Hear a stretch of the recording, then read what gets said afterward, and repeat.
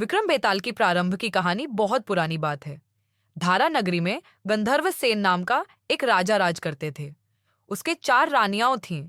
उनके 6 लड़के थे जो सबके सब बड़े ही चतुर और बलवान थे। संयोग से एक दिन राजा की मृत्यु हो गई और उनकी जगह उनका बड़ा बेटा शंख गद्दी पर बैठा। उसने कुछ दिन राज किया, लेकिन छोटे भाई विक्रम ने उसे मार डाला और स्वयं राजा बन बैठा। उसका राज्य दिनों दिन बढ़ता गया और वह सारे जम्बू द्वीप का राजा बन बैठा। एक दिन उसके मन में आया कि उसे घूमकर सैर करनी चाहिए और जिन देशों के नाम उसने सुने हैं उन्हें देखना चाहिए। सो वह गद्दी अपने छोटे भाई भर्तृहरि को सौंपकर योगी बनकर राज्य से निकल पड़ा। उस नगर में एक ब्राह्मण तपस्या करता था। एक दिन देवता ने प्रसन्न होकर उसे एक फल दिया और कहा कि इसे जो भी खाएगा वह अमर हो जाएगा। ब्राह्मण ने वह फल लाकर अपनी पत्नी को दिया और देवता की बात भी बता दी। ब्राह्मणी बोली, हम अमर होकर क्या करेंगे? हमेशा भीख मांगते रहेंगे। इससे तो मरना ही अच्छा है। तुम इस फल को ले जाकर राजा को दे आओ और बदले में कुछ धन ले आओ। यह सुनकर ब्राह्मण फल लेकर राजा भर्तृहरि के पास गया और सारा हाल कह सुनाया। भर्तृहरि ने फल ले लिया और ब्राह्मण को 1 लाख रुपए देकर विदा कर दिया। भर्तृहरि अपनी एक रानी को बहुत चाहता था। उसने महल में जाकर वह फल उसी को दे दिया। रानी की मित्रता शहर कोतवाल से थी। उसने वह फल कोतवाल को दे दिया। कोतवाल एक वेश्या के पास जाया करता था।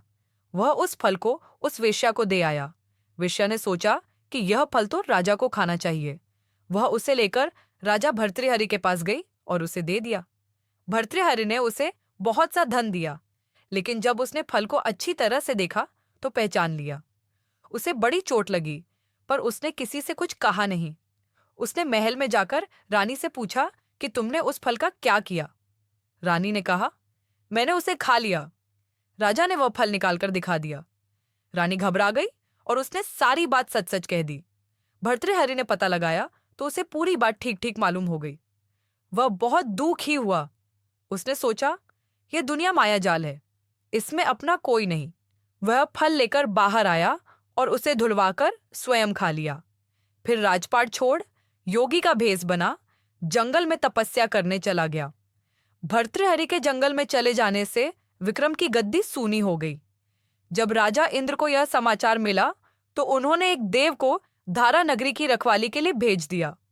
वह रात दिन वहीं रहने लगा। भर्तृहरि के राजपाट छोड़कर वन में चले जाने की बात विक्रम को मालूम हुई तो वह लौटकर अपने देश में आया।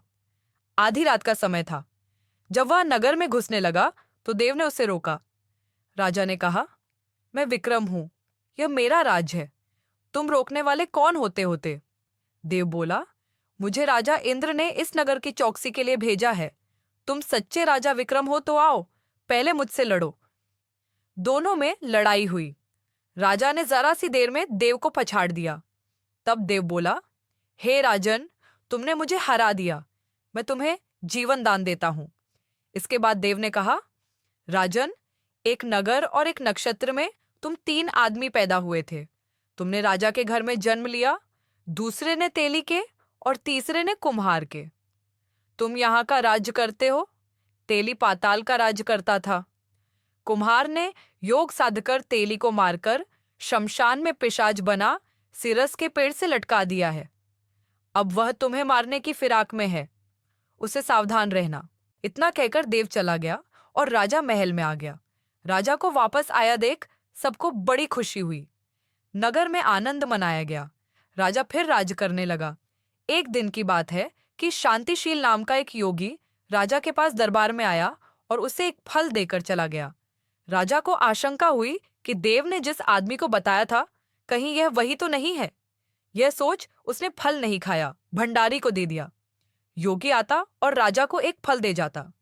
संयोग से एक दिन राजा अपना अस्तबल देखने गया था। योगी वहीं पहुंच और फल राजा के हाथ में दे दिया।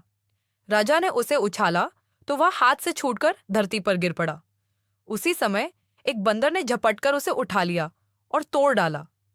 उसमें से एक लाल निकला, जिसकी चमक से सबकी आंखें चौंधिया गईं। राजा को बड़ा अचरज हुआ। उसने योगी से पूछा, आप यह लाल मुझे रोज क्यों दे जाते हैं? योगी ने जवाब दिया, महाराज, राजा, गुरु, ज्योतिषी, वैद्य और बेटी, इनके घर कभी खाली हाथ नहीं जाना चाहिए। राजा ने भंडारी को बुलाकर पीछे के सब फल मंगवाए। तुड़वाने पर सब में से एक एक लाल निकला। इतने लाल देखकर राजा को बड़ा हर्ष हुआ। उसने जौहरी को बुलवाकर उनका मूल्य पूछा। जौहरी बोला, महाराज, ये लाल इतने कीमती हैं कि इनका मोल करोड़ों रुपयों में भी नहीं आंका जा सकता। एक एक लाल एक एक राज्य के बराबर है। यह सुनकर राजा योगी का हाथ पकड़कर गद्दी पर ले गया। बोला, योगीराज, आप सुनी हुई बुरी बातें दूसरों के सामने नहीं कही जाती। राजा उसे अकेले में ले गया। वहां जाकर योगी ने कहा, महाराज, बात यह है कि गोदावरी नदी के किनारे मसान में मैं एक मंत्र सिद्ध कर रहा हूं। उसके सिद्ध हो जाने पर मेरा मनोरथ पूरा हो जाएगा।